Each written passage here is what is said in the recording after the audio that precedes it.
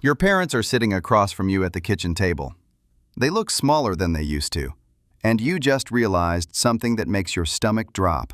They have no idea what they're doing with money. None. And neither do you, which means you're about to inherit their financial blindness like some kind of generational curse. This is the conversation nobody wants to have, not because it's complicated, but because it forces you to ask questions that feel like accusations, and the answers might destroy the image you've had of your parents for your entire life. Here's what happened to mine. My father worked the same job for 37 years. He made decent money, mid-six figures by the end. He was the kind of guy who paid his bills on time, never missed a mortgage payment, and somehow still managed to feel poor every single month. He'd complain about money the way other people complain about the weather, constantly, reflexively, without ever expecting it to change. My mom would nod along, worried but resigned. This was just how they lived. Then my dad turned 62, and that's when everything inverted. He started talking about retiring. Early. And my mom started having panic attacks. Not the kind you see coming, the kind that wake you up at 3 in the morning because you finally did the math and realized there's a chasm between the lifestyle you've been living and the amount of money that's actually supposed to carry you through the next 30 years. And nobody prepared you for that chasm. Not your parents, not school, nobody. I went home that weekend. My mom called me, not texted, called. That's when you know something's wrong.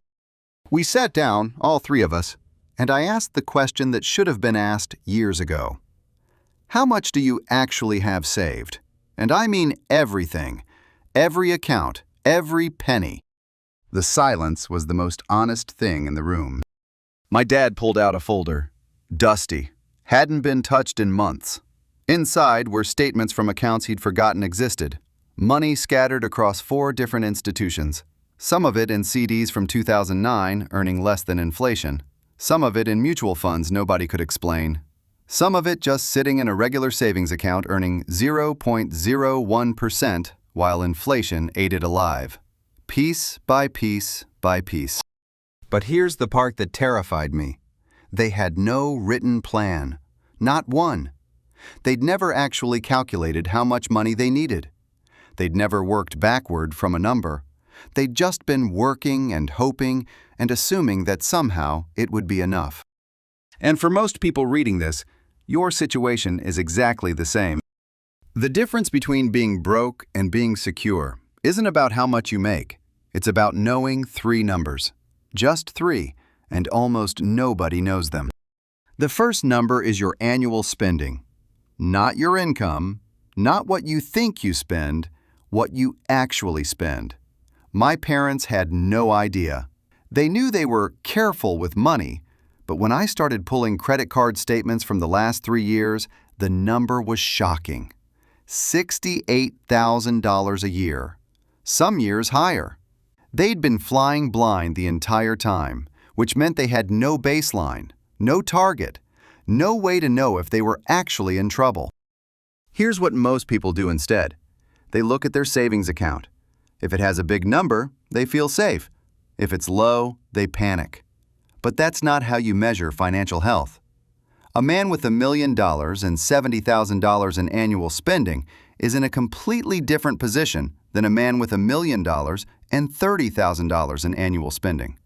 The number in the account means nothing without the denominator. So we calculated it. Truly calculated it. Every subscription, every grocery receipt from the last year averaged out. Medical expenses, car insurance, property tax, everything. The number that emerged was uncomfortable, but it was real. And having a real number changed everything. The second number is what you actually have, not what you think you have, not what you hope to have when you get your finances in order.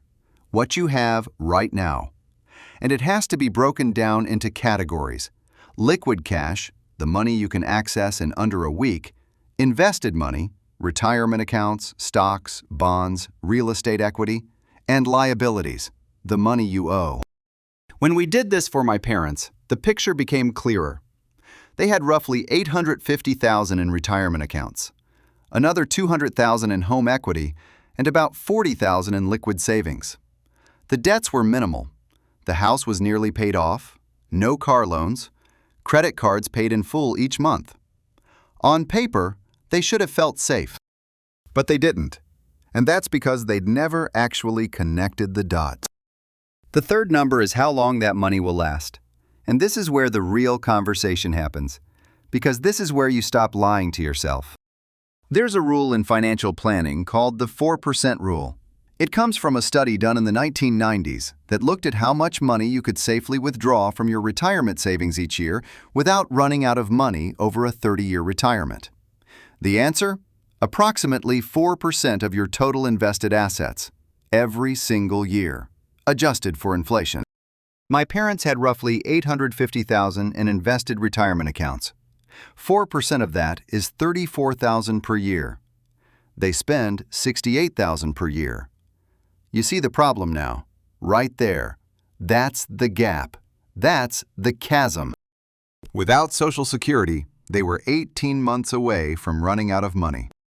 And Social Security would add roughly $38,000 per year combined, once they both claimed it at 67. Which meant if they waited until 67, they would have enough.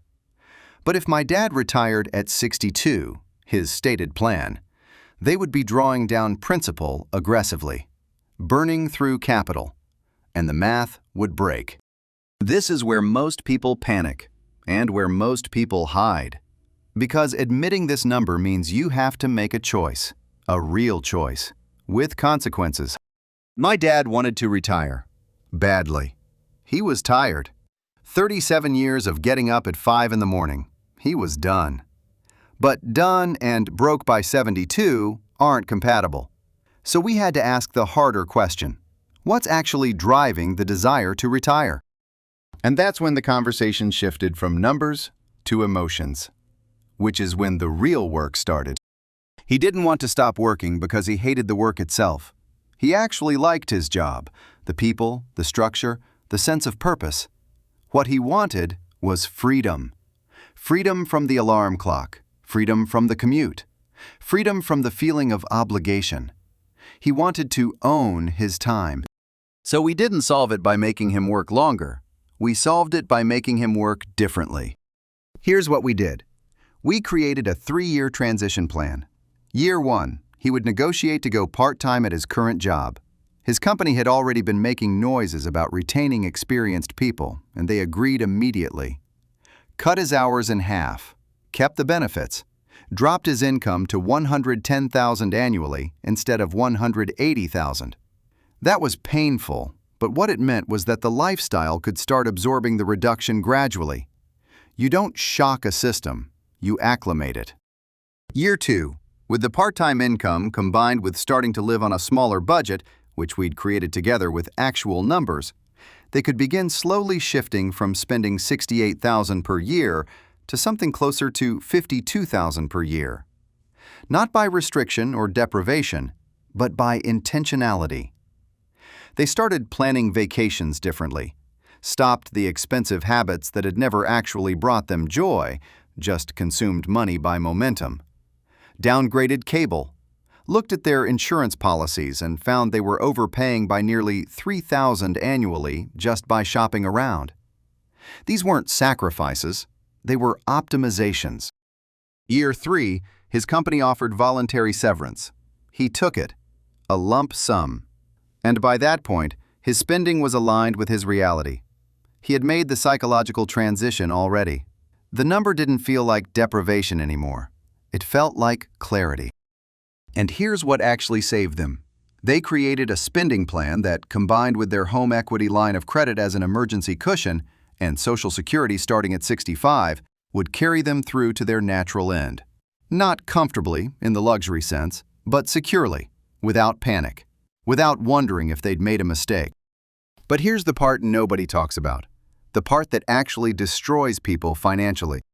After we did all this, after the numbers were clear, the plan was solid, the stress should have lifted, my dad had a realization that broke him for a few weeks. He did the math on what he'd lost to financial ignorance.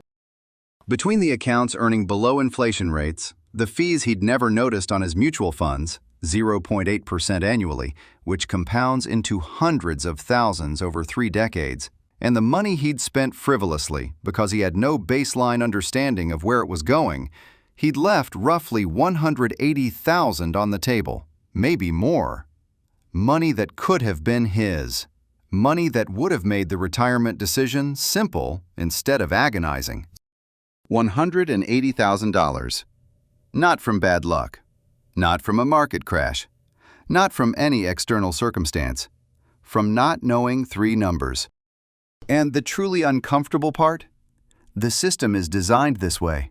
Financial institutions make more money when you're confused. When you don't know what fees you're paying. When you're scattered across multiple accounts with different providers. When you have no spending baseline and therefore no ability to optimize. Confusion is profitable, and institutions have spent decades engineering it into the system. Your parents probably aren't sitting down with this kind of clarity either, and statistically, most of them are in worse position than mine were. The median household in America has less than $6,000 in liquid savings. Less than $6,000, which means a single medical emergency, a car repair, a job loss, and the whole structure collapses. That's not carelessness, that's systematic. And it happens because nobody is taught to ask for the 3 numbers. So here's what you need to do. This week, not when you get around to it, this week. You need to have this conversation with your parents. You need to sit down and say something like, I need to understand your financial situation, not because I'm judging, but because if something happens to you, I need to know where things stand. And I love you, so I want to help make sure you're okay. And then you need to ask them to gather their statements. All of them, every account, every liability, and you need to calculate those 3 numbers together. You need to know what they actually spend, what they actually have, and how long it will last. It will be uncomfortable. They might get defensive. They might feel shame. Money is the thing we hide in our families, more than affairs, more than addiction, more than mental health struggles. We'll talk about anything except money. But that discomfort is the price of actually being okay. And the longer you wait to have this conversation, the fewer options you have to fix it. The second thing you need to do is start this for yourself, right now, today, even if you're young, even if you feel like you have time. You don't have time the way you think you do. Compounding works in both directions. If you wait 10 years to start optimizing your finances, you've lost not just the time itself, you've lost the exponential growth that money can create when it's working for you instead of against you. So the 3 numbers, annual spending, total assets minus liabilities, and the date when the math breaks if nothing changes.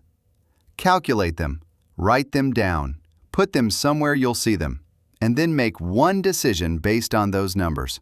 Not a big decision, just one. Maybe it's moving money from a low-interest savings account into a high-yield one. Maybe it's canceling a subscription you don't use. Maybe it's negotiating your insurance like my parents did. One decision. Because here's what happens when you know the numbers. You stop being afraid of them. Fear comes from the unknown, from the suspicion that you're in trouble, but not being sure. Knowledge doesn't solve the problem, it lets you actually address it. And the thing that nobody wants to say out loud, the thing that makes this conversation truly uncomfortable. Most families are one major mistake away from financial disaster. Not catastrophe, just the normal disasters of life. A health issue, a job loss, a market correction. And the difference between a disaster that becomes a tragedy and one that's just a setback is whether you have clarity about your numbers beforehand. Your parents' situation shifted not because we made them more money, not because the market cooperated, not because they suddenly got disciplined. It shifted because they stopped hiding from the numbers and started having a real conversation about what their life actually cost and what they actually had to spend it with. That conversation is uncomfortable because it forces you to admit things you've been avoiding. It forces you to make choices you've been postponing. It forces you to grow up about money in a way that American culture actively discourages. But it's also the conversation that saves you, not from poverty, from the anxiety of not knowing whether you're headed toward poverty. And that anxiety, that constant low-grade panic about whether you'll be okay, that cost more than anything else. It costs your sleep. It costs your relationships. It costs your presence in your own life. So have the uncomfortable conversation, calculate the numbers, and then live with the clarity instead of the fear. Because your parents won't be here forever. And if you don't know their financial situation now, you'll inherit not just their money, you'll inherit their confusion. The only thing worse than being broke is being broke and not knowing it.